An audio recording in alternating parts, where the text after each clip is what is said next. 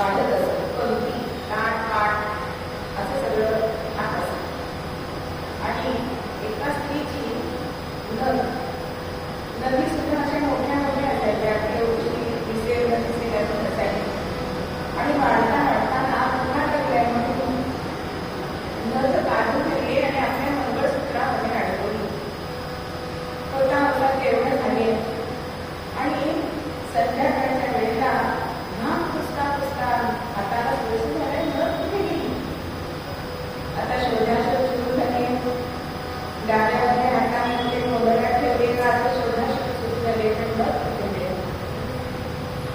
आणि मग मला कळलं की आता जर घरच्यांना समजलं, पूर्वीसारखं नव्हतं हरवलेला आण दुसरी असं नव्हतं, आहे असं. आणि म्हणून गल्लीच्या तोंडावर असताना दुसऱ्या ज्योतिषी होता, त्याच्याकडे गेली आणि सांगते, ज्योतिष बुवा माझी नद हरवली, तुम्ही सांगू शकता का कुठे मिळेल. आता गळ्यात अडकवलेली नद त्यांना दिसते. म्हणून त्या ज्योतिषांनी काय केलं, जवळचा होता तो आरसा टाकला आणि त्या आरशामध्ये ती नद त्या बाईला दिसते. मग आरसा दाखवण्याचं काम कोण करतं, ते सद्गुरू करतात. आपला हृदयस्थ परमात्मा दाखवण्याचं काम हे सद्गुरू करत आहे. कारण आपण देवाला शोधतो दुसऱ्याच ठिकाणी शोधतो. आणि त्यामुळे कस्तुरी मृगासाठी आपली अवस्था होती. कस्तुरी मृगाला कळत असतं की आपल्या नाभीमध्ये कस्तुरी आहे, त्याच्या सुगंधासाठी तो फिरत असतो.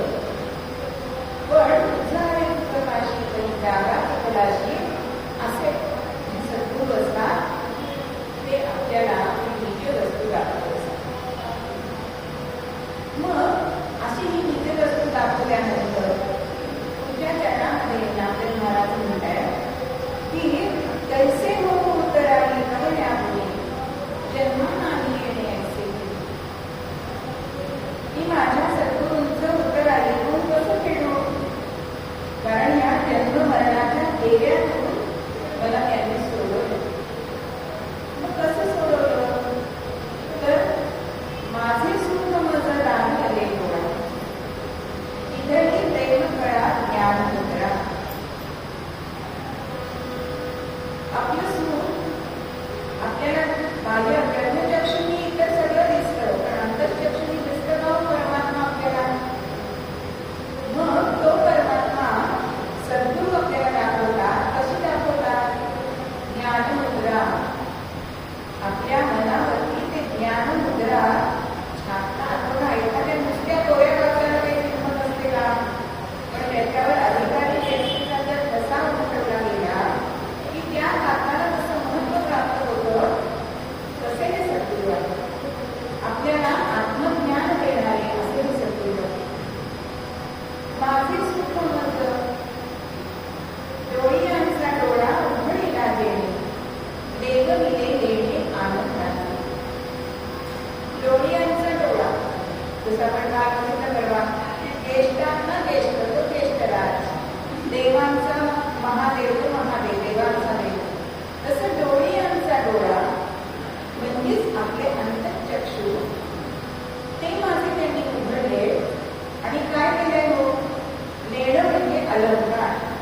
सगळ्यांना अलंकार आवडत असतात. म्हणजे पुरुष सुद्धा कानात घालतात, दिपाळ घालतात, मग ते साधे तुळशीबागेतले दागिने असते ते सगळ्यांना आवडत असतात.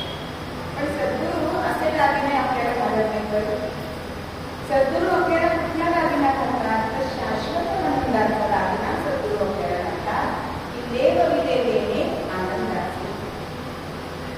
इतकी सद्गुरूंची महती आहे.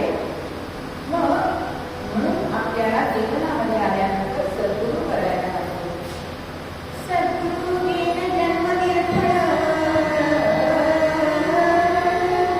सद्गुरू जन्म निर्फळ, सद्गुरू दुःख केवळ, सद्गुरू कळवळ जाणार नाही श्रीराम.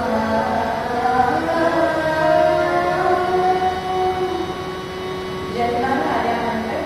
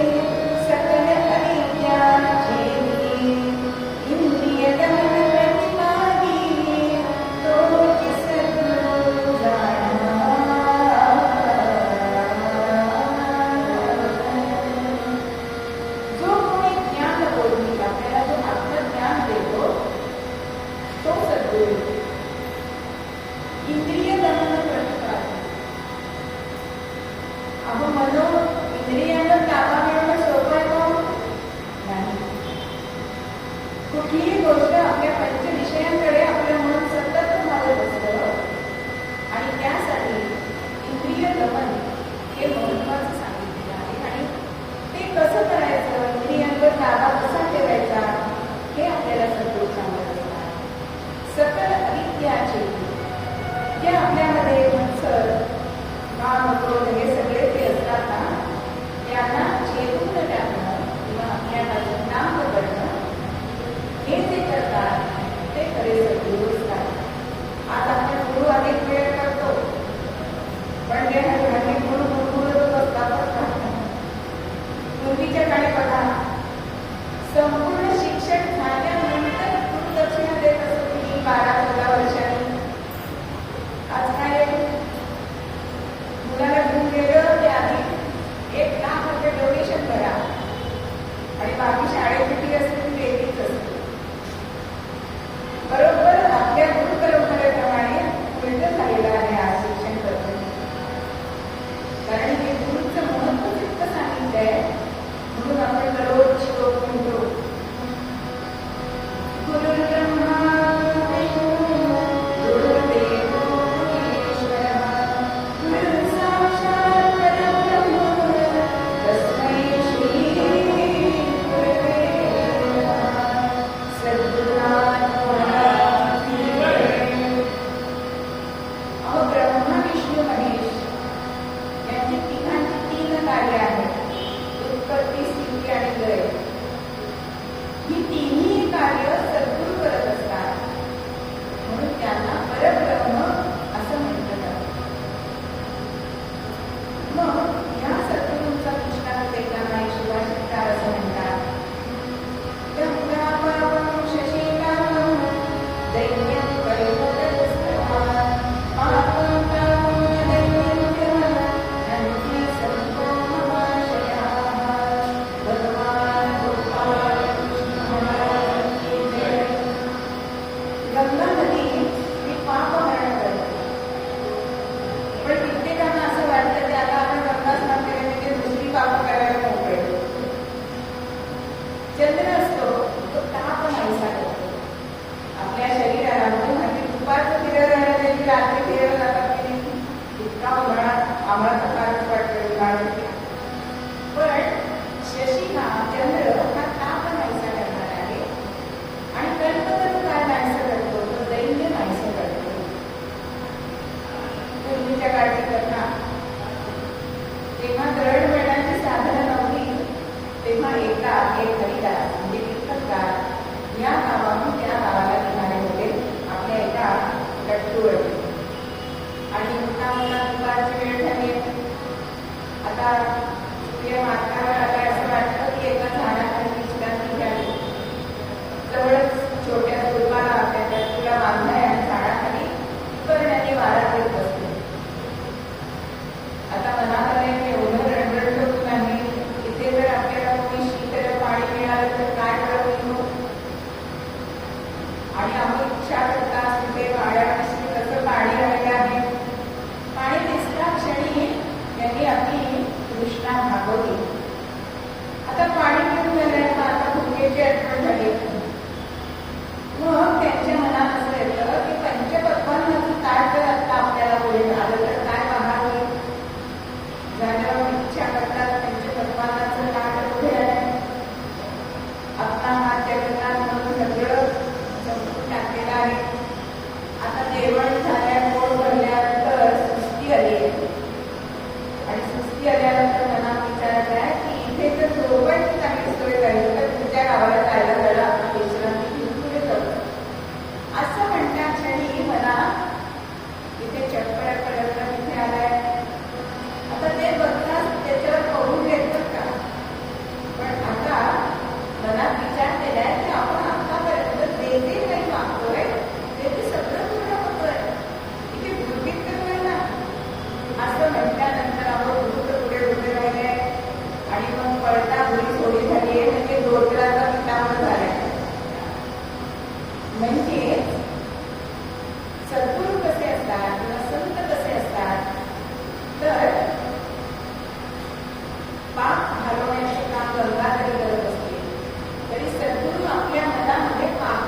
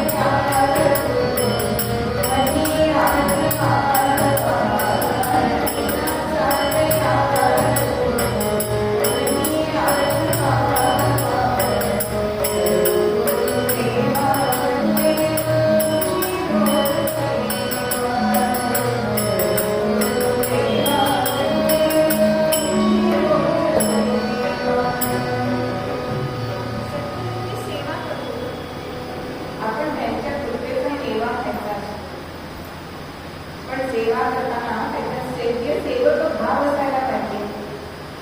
म्हणजे काय तर सेवा करणाऱ्याच्या मनात सेवा करतोय ही भावना असायला पाहिजे. आणि ज्याची आपण सेवा करतोय त्याला सुद्धा ती सुखकर झाली पाहिजे.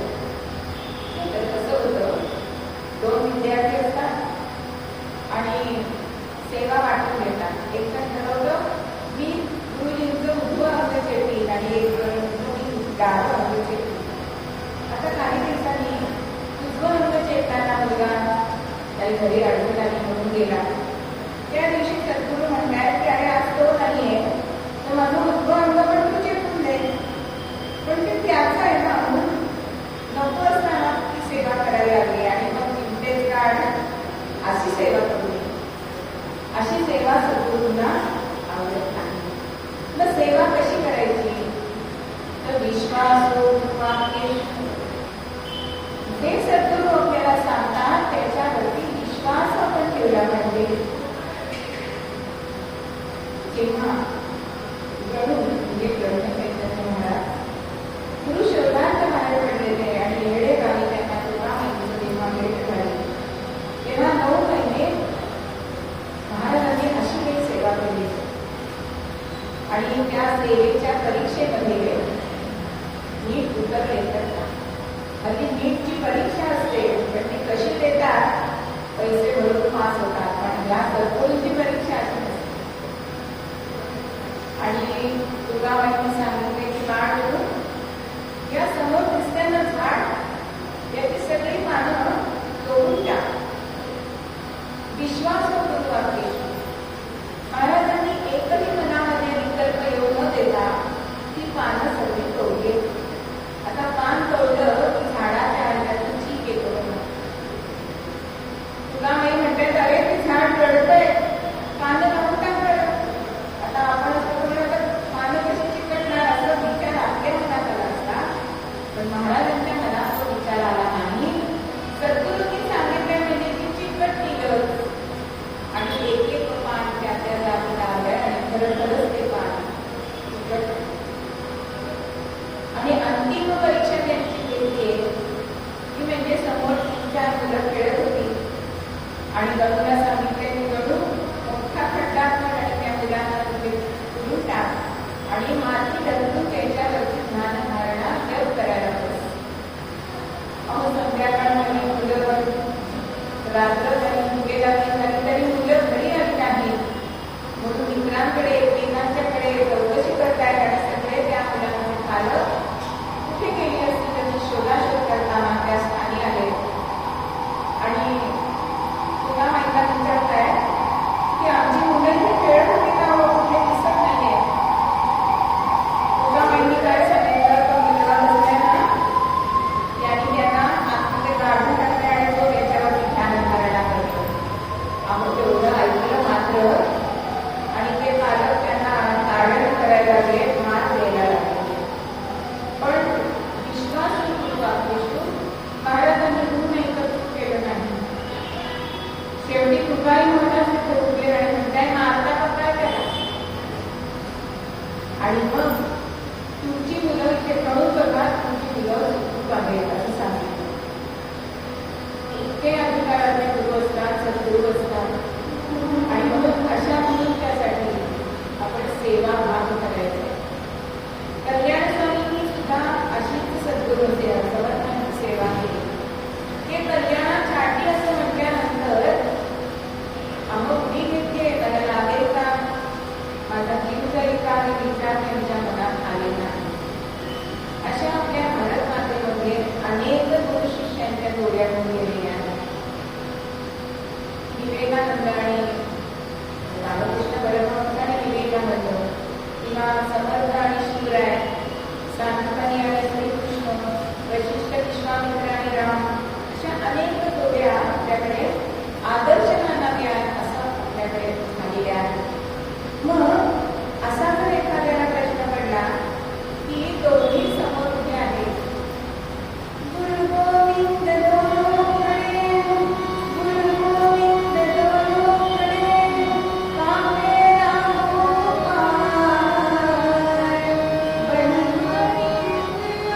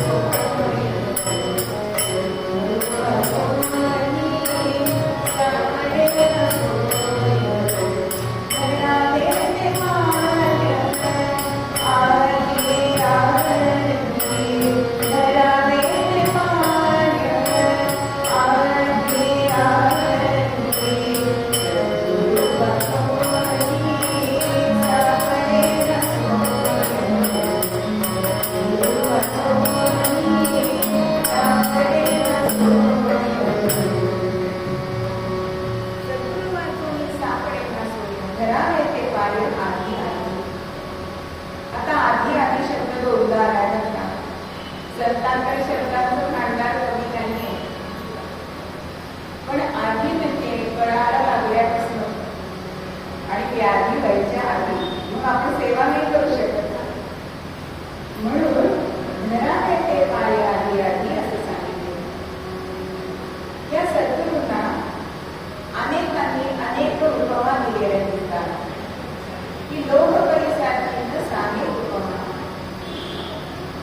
सद्गुरु महिमा आधाराची लोहपरीस याची उपमा सद्गुरूंना लागू पडते. त्याच्यापेक्षा सुद्धा सद्गुरू श्रेष्ठ आहे.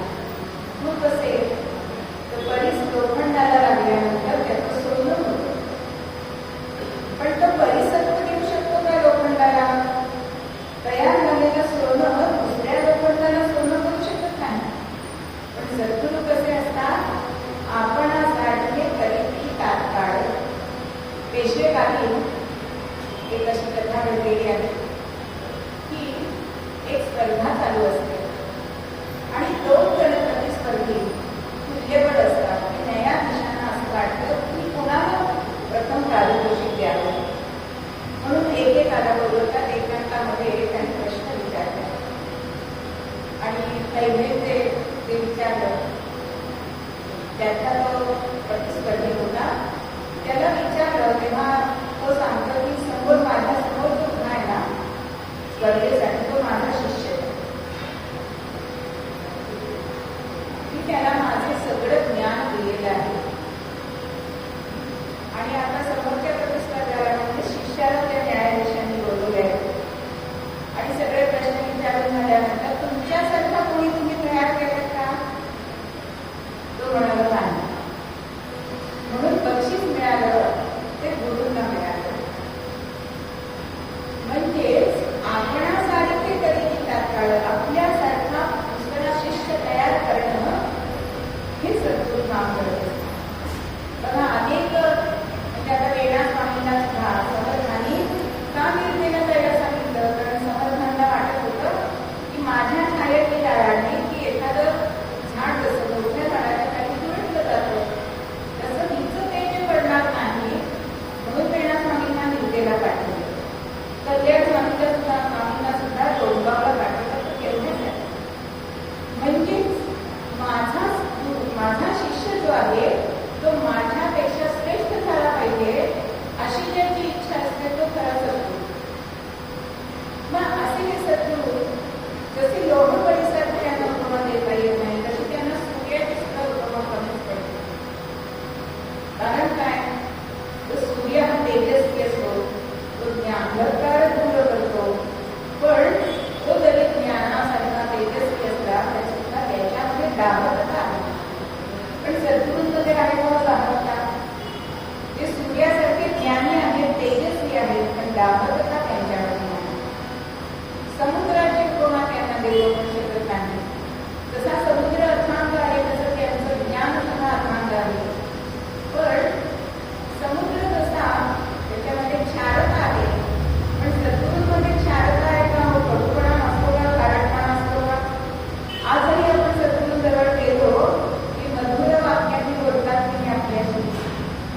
म्हणून या उपमा त्या सद्गुरूंना एका पडतात. बरं हे गुरुपद जे आहे ते चिरकाल टिकणारच आहे. हे कोणालाही स्वीकारता येतं. बघा ज्यावेळी तुलसीदासांना त्यांच्या पत्नीने सांगितलं की तुम्ही जेवढं प्रेम माझ्यावर करता तेवढं तुम्ही रामरायावर केलं, तेव्हा देवाला तुम्ही युद्धरून जा. म्हणजे त्या क्षणी पत्नी ही त्यांची गुरु ठरलेली आहे. म्हणजेच लहान मुलं असू देत, स्त्री असू देत, पुरुष असू देत, हे गुरुपद कोणीही घेऊ शकतं. एका वारकऱ्याला सुद्धा गुरुपद मिळालं जातात. एक राजा होता आणि त्याचे गुरु त्या दिवशी त्याच्या दरबारात आले आणि या राजांच्यासाठी नृत्यांगना कायम दरबारामध्ये नृत्य करत असते. आणि त्या दिवशी त्या नृत्यांगनेचा खेळ चालू होता. अरे राजाने थांबा म्हटल्याशिवाय थांबायचं नाहीये. दीड तास वाजले त्याला काही सुद्धाचं नाही. राजाने थांबलेपर्यंत आपल्याला नर्तन करायचं आणि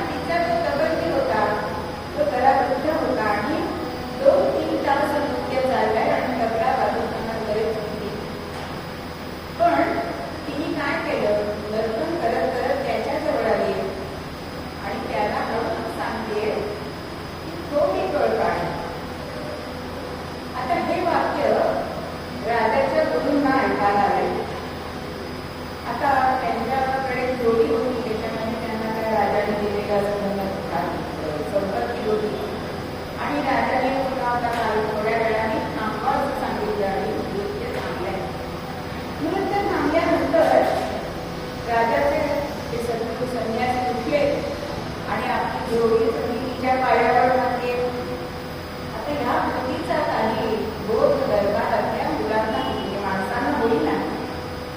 राजाने विचारलं तेव्हा मी जे तबदीला वाक्य सांगितलं ते मला उपदेश करेल. हिचं कृत्य बघून माझ्या मनात ते गुरु सांगताय की असं आलं की आपण अख्खा जन्म ब्रह्मचारी आपण राहिलो, पण आज माझ्या मनात असा विचार आला की हिला एकदा उपभोगावं. पण अजून थोडी कळ काढ असं ते वाक्य मला गुरुस्थानी झालं. खरंच माझं आता दिवस संपत आले आणि मी नको तो विचार करत होतो, म्हणून मी माझी संपत्ती तुझ्या पायावर म्हणून तिला अर्पण केली. त्या दरबारामध्ये असलेला मुलगा राजाचा म्हणलेला आहे पुत्र, त्याला सुद्धा ते वाक्य उपदेश म्हणून झालंय. कसं त्या मुलाला राज्याच्या गादीवर बसायची अतिशय घाई झाली होती आणि ते औरंगजेबाने केलं तेच करायला पाहिजे म्हणून तयार झालेलं होतं. अजून थोडी कळ काढ हे वाक्य त्याला सुद्धा गुरुस्थानी झालंय. किती वडिलांचं आयुष्य राहिलंय हा विचार करून तो विचार त्याच्या मनातून नाहीसा झाला. म्हणजे सांगायचं काय तर गुरुपद कुठे कोणीही घेऊ शकतो. दत्तगुरूंनी तर 24 गुरु आपल्याला केलेले होते. असे हे सद्गुरू असतात आणि हे सद्गुरू काय करत असतात तर आपली लौकिक आणि पारलौकिक व्यवस्था लावत असतात. तर ती कशी आपण लौकिकातली व्यवस्था कशी आहे बघतो. आता मी इथे कीर्तन करायला आले तेव्हा विचारलं ना पलंग आहे का, सगळी काय जेवण खाण्याची काय सोय वगैरे, राहायची सोय, सोय सगळी काय सगळं विचारून घेतलं. तर माझी एक व्यक्ती ती म्हणाली आता तू एक दुसऱ्या विचारशील ना तेव्हा विचार काय विचार की तुमच्याकडे पाप आहे का हो. तर पाप म्हणजे काय असं तिला पण विचारायला कारण बोध झाला नाही.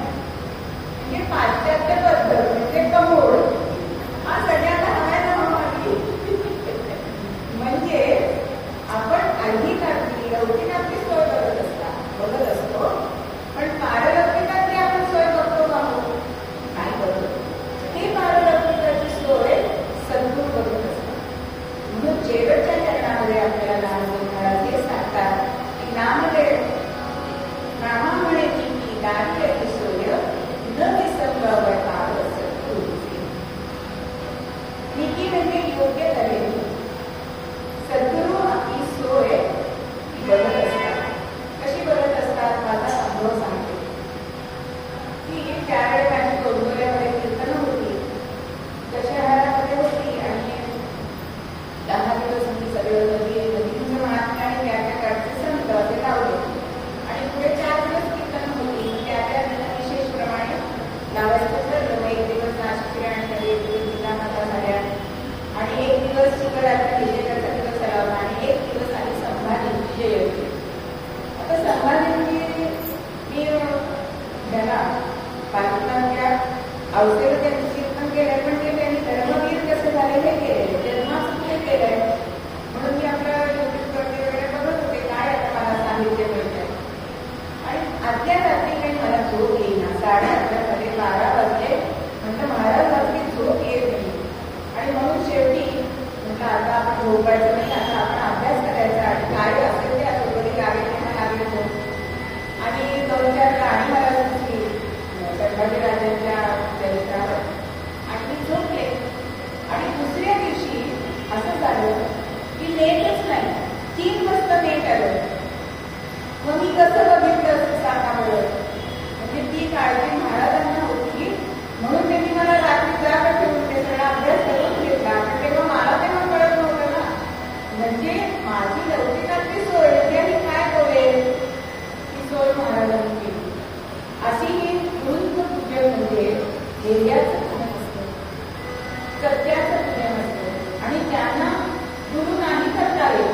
काही जणांच्या आयुष्यामध्ये गुरु नाही भेटत, पण म्हणून गुरुच करायचं नाही का.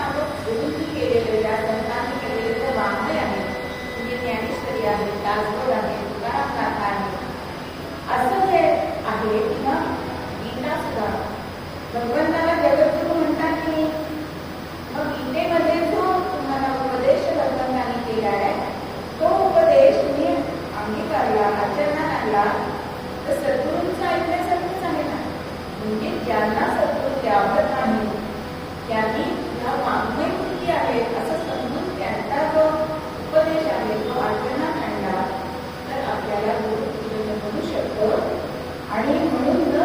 संगावे काय सद्गुरूंचे. एक छोटासा दृष्टांत देते आणि पूर्वपणे संपवते की एकदा रामकृष्ण परमहंस हे आपल्या सगळ्या शिष्यांना समुद्र किनारी घेऊन गेलेले असतात आणि समोरचं दृश्य दाखवतात. काय दृश्य असतं तर एक कोळी पाण्यामध्ये उभा असतो आणि त्यांनी जाळं टाकलेलं असतं. त्या जाळ्यामध्ये काही मासे अडकलेले असतात. काही मासे त्याच्या पायावर फिरत असतात. म्हणून मी विचारले मला या संपूर्ण प्रसंगाचं काय कळत आहे, काय बोध होतोय, पण एखादा सांगता येत नाही. तेव्हा त्याचा अर्थ रामकृष्ण परमहंस सांगतायत. बघा, यशकिंची कोळ्याचे पाय धरले ते जाळ्यामध्ये अडकले नसतं वाचले तुम्ही, आणि त्यांनी पाय धरले नाही ते जाळ्यामध्ये अडकले. तसंच जर आपण सद्गुरूंचे पाय धरले तर ह्या मायेच्या जाळ्यामध्ये आपण अडकत नाही आणि हा भवसागर आपण तरुण जातो. आणि एवढ्यासाठी नामदेव महाराज मूळ पद्यामध्ये सांगतात की सद्गुरू नायके पूर्ण कृपा केली नीच कस सुद्धा दिली माझी.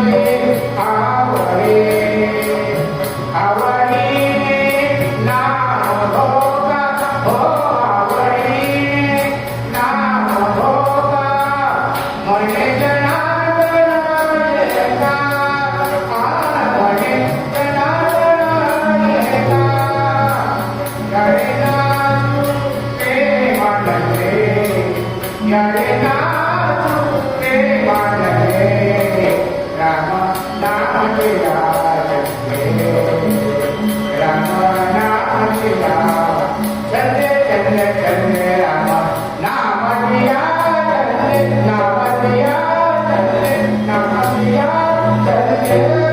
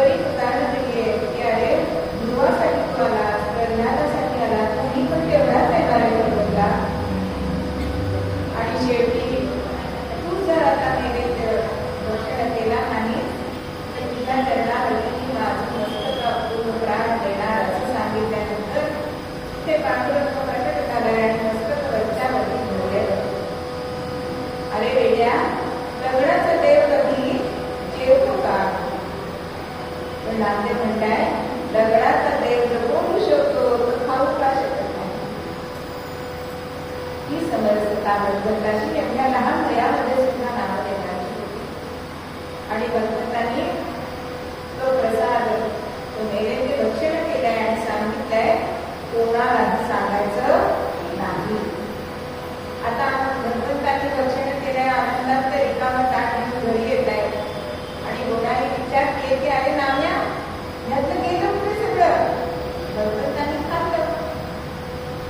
ही गोष्ट दुसऱ्या दिवशी रामाशेट्टींना तिने सांगितली आहे. आणि त्या दिवशी रामाशेट्टींनी पुन्हा त्याला सांगितलं आणि खरोखरच बघितलंय आपल्या मुलाचा अधिकार प्रत्यक्ष बदलत त्याच्या हातून आपण. पण सद्गुरू मला कशाला हवा इतक्यापर्यंत नजर या नामदेवांची गेली की त्याच्या प्राप्तीसाठी सद्गुरू करायचे असतात. तर बरोबर माझ्याबरोबर बोलतो, खेळतो, खातो, मग कशाला सद्गुरूंची आवड. पण बरोबर त्याला मात्र हे आवडलं नाही आणि म्हणून त्याने सकल संस्मृतीचा एक कार्यक्रम ठेवला. तो तेरे ढोकीला ठेवला. तेरे ढोकीचा राहणार सत्य गोरोबा कुंभार, घट निर्मावयाचा व्यापार, दृष्टी निरंतर पांडुरंगी. अहो गोरोबा बाबांना संत पारखण्याचा अधिकार होता आणि सगळे निवृत्तीनाथ, ज्ञानदेव, सोपानदेव, रामदेव असे सगळे मुक्ताबाई असे सगळे संत त्यांच्याकडे जमले आणि लहान ती मुक्ताबाई अंगणात फिरत होती. तिथे कुंभाराचं चाक होतं, मातीचे नीट होते, पाण्याचे रांजण होते, काही काढणी बनवलेली होती, आवा होता. आणि या सगळ्या ह्याच्यामध्ये तिला एक अशी वस्तू दिसली की त्या वस्तूचं काही तिला आकलन होईना आणि म्हणून ती वस्तू हातात ती गोरोबा बाबांना विचारते, बाबा हे काय आहे हो? अगं थापटणं आहे. म्हणजे कशासाठी वापरतात? अगं आम्ही घडवलेली पडकी कच्ची आहे का पक्की आहे हे बघण्यासाठी वापरतो. मग ती मुलगी 5 वर्षाची मुक्ताबाई त्यांना म्हणते, पण इथे सगळी बसते ती ईश्वर निर्मित मडकीच आहेत ना, मग त्यातलं फक्त कोण आणि कच्चं कोण तुम्ही ओळखू शकता? झालं. संत परीक्षा सुरू झाली आणि पहिल्यांदा थापटणं मारल्याने निवृत्तीनाथांच्या मस्तकावर ठेवू नाही चुकली, ज्ञानदेवांच्या मारल्या ठेवू नाही चुकू नाही. अहो होता होता होता नामदेवांची पाळी आली आहे आणि नाट्य लोकले काय खोडखेळ चाललाय ती सांगते आणि तुम्ही ऐका, मी असलं काही कौतुक घेणार नाही. आणि ती करकरी म्हणजे काय हो? तिच्या मस्तकावरती परमात्म्याचा कर आहे, हात आहे ती करकरी करता. अशी मुक्ताबाई म्हणते, जयाला देवाचा अखंड शेजार काय मंत्राला नाही गेला. काका हे कच्चं वाटतं आहे, असं कच्चं ठेवल्यानंतर राग आलाय आणि टिंबिलीमध्ये पांडुरंगाच्या गाभारे कमी लावले गेले आणि सगळं वृत्तांत सांगितलंय. तेव्हा पांडुरंग म्हणतो, खरंच तुला गुरुची आवश्यकता आहे. तुला त्यांनी कच्चं ठरवलं त्याची तुला लाज नाही वाटली, राग आला. तर राग कधी येतो? जेव्हा द्वैत असतं तेव्हा राग येतो.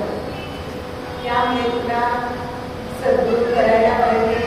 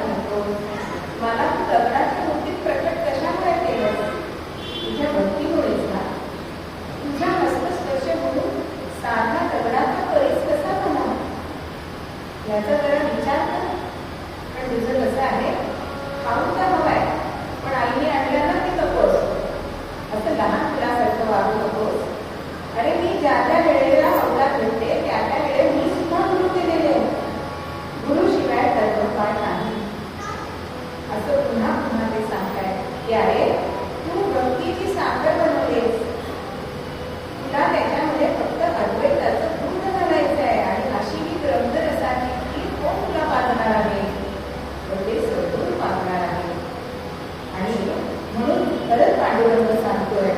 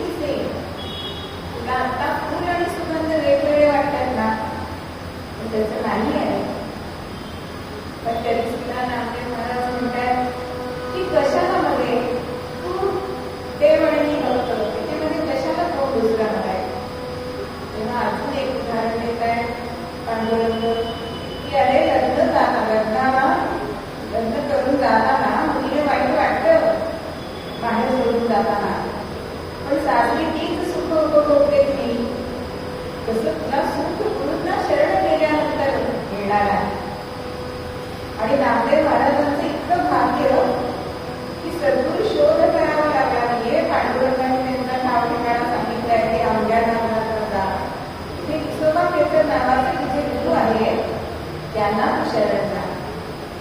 आणि शेवटी हो नाही करता करता नाराज होऊन की भगवंताचा विरह आपल्याला होता.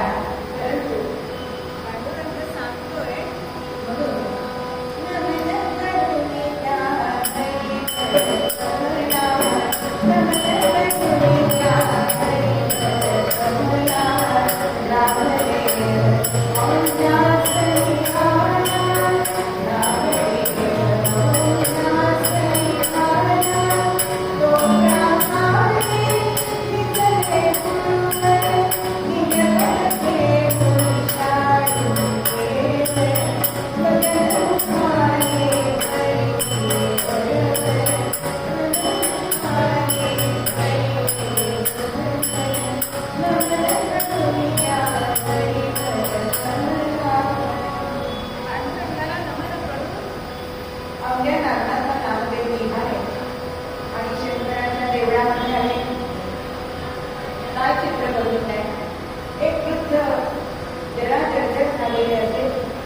आणि शंकराच्या भिंतीवरती चपला घातलेले असलेले पाय भिंतीवर ठेवले.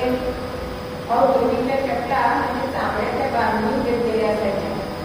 त्या चावू नये म्हणून त्याला तेल घातलेलं असायचं आणि ते तेल अभिषेकासारखं शंकराच्या भिंतीवर ठेवलंय. आणि हे सगळं बघून अत्यंत राग आलाय आणि विचारतात त्यांना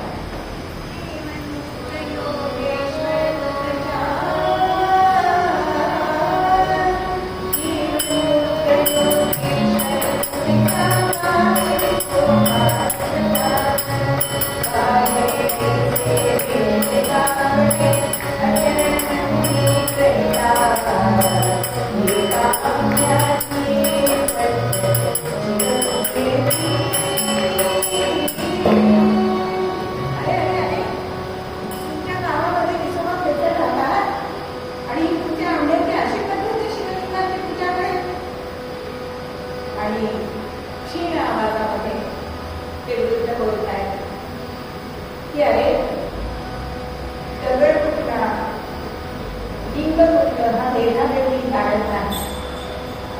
तू ज्याच्यासाठी आलायस आता नांदवांच्या मनात येत आहे हा वेडा का माझ्यासाठी बोलून येत आहे पांडुरंगाने.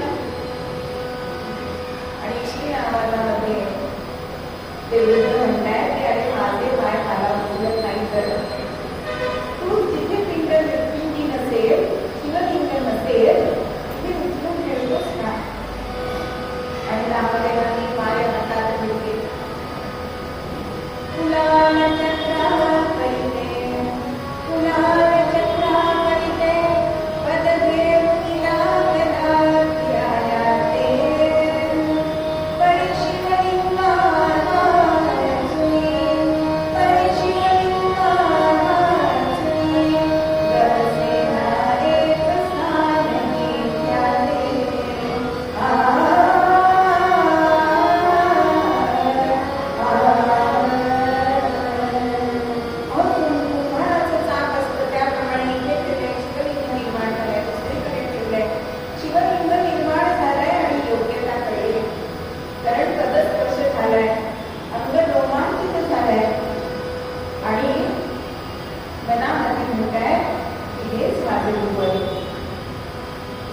भेटायला मला पांडुरंगाने पाठवलं ना, पण मी मगाशी त्यांना अद्वाला बोललो अनंत शरण आले आणि सुसभा दूर बसते. अहो भक्तांची सुद्धा शिष्याची परीक्षा घ्यायची असते आणि जेव्हा मनोबुद्धी तयार होते त्या वेळेला सद्गुरू अनुग्रह करत असतात. मग अनुग्रह घेणं म्हणजे काय असतो बघा, आपण रस्त्याने जेव्हा जातो तेव्हा लहान मुलं आईचा हात धरतो. रस्ता ओलांडायचा आहे तर तुम्ही आईचा हात धरतो, पण तो हात चुकू शकतो. जत्रेमध्ये गेल्यानंतर आईचा हात चुकू शकतो, पण जेव्हा रस्ता ओलांडताना आई त्याचं बंधन धरते तेव्हा तो हात चुकतो मग. तोच अर्थ अनुग्रहाचा आहे. जेव्हा सद्गुरू आपला हात धरतात ना तेव्हा तो चुकत नाही. आपण त्यांचा हात धरला की सुटू शकतो. आणि असा अनुग्रह विठोबा केसरांनी नामदेवांना दिलाय. त्यांना पद्मासन घालून बसायला सांगितलंय, केशरी मुद्रा लावायला सांगितली आहे आणि कृपा हस्तमस्तकावर ठेवलाय. 2-3 तास त्या शाश्वत आनंदामध्ये त्यांचं ध्यान लागलंय. आणि काही काळानंतर विठोबा त्यांना विचारताय की आता तू कसा आहेस? आता मी आनंद रूप आहे असं सांगितलंय. आणि त्यावेळेला नामदेवांच्या मुखातून जो अनुभव आलेला तो म्हणजे आपला निरूपणाचा अनुभव की सद्गुरू नायके पूर्ण कृपा केली निज वस्तू दागिनी माझी. विठोबाने त्यांना पंढरपूरला जायला आज्ञा केली. पण पांडुरंगाने सुद्धा परीक्षा घेतली होता की खरंच नामाला सगळीकडे दिसतोय का? सीना नदीच्या काठावरती गाकर घालत होते आणि एवढ्यामध्ये श्वान रूप घेऊन पांडुरंग विचारे आणि गाकर पळवून गेलाय. पण आत्मवत सर्व उद्देश ही वृत्ती दृष्टी झाल्यामुळे त्यांची भक्ती जी होती ती डोळस झाली आहे आणि तुपाची वाटी घेऊन श्वानाच्या मागे जातोय आणि म्हणताय की पांडुरंगा नुसते गाकर खाऊनच पोटात होते. म्हणजे सद्गुरू आपल्याला काय करतात तो आपल्या बुद्धीमध्ये पालन करतात. आपल्याला कृतार्थ जीवन कसं व्हायचं, आपलं जीवन सार्थक कसं लावायचं हे सांगतात.